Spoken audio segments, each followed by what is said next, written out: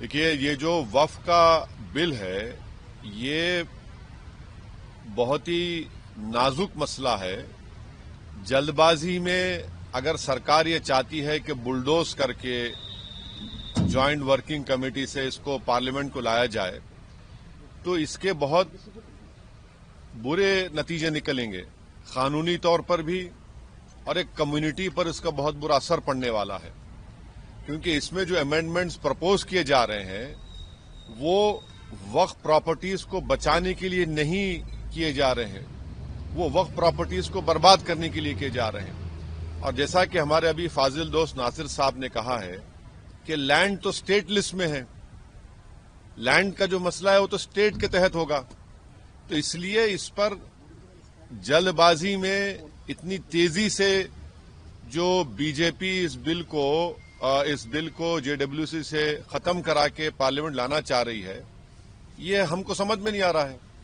جبکہ پارلیمنٹ میں resolution pass ہو کر موشن پاس ہوا جس میں پارلیمنٹ نے اس بات کی منظوری دی کہ بجٹ سیشن کے آخری دن تک اس کمیٹی کو یہ مینڈیٹ ملا کہ اپنی رپورٹ دے سکیں. 31 تاریخ سے پارلیمنٹ شروع ہو رہا ہے اور اس کمیٹی کے رپورٹ کو فائنلائز کرنے کا ہیزرڈ طریقے سے پروسیس شروع ہو گیا.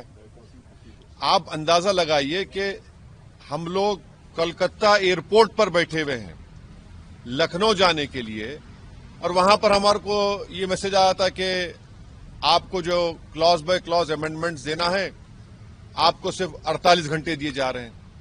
آپ سوچئے کہ اگر کسی لائر کے پاس بھی ہم چلے جائیں, پریکٹسنگ لائر کے پاس, اس سے کہیں کہ 48 آورز میں آپ تیار کرو, کون تیار کرے گا؟ یہ جانتے نہیں ہم کو کتنی مشکلات سے ہم کو ود ان 48 لکھنؤ گئے. لکھنؤ میں بھی ہم نے ایئرپورٹ پر کہا چیئرمین سے, لکھنؤ پہ کہا کہ سر 2 دن میں نہیں ہو پائے گا, اس ٹائم کو بڑھایا جائے. نہیں بڑھایا گیا. پھر ہم لوگ کسی بھی طریقے سے اپنے امینڈمنٹس بھیجائے سیکریٹریٹ کو کمیٹی کے, اور پھر ایجنڈا آیا کہ 24 اور 25 کو کلاز بائی کلاز امینڈمنٹ ہوگا.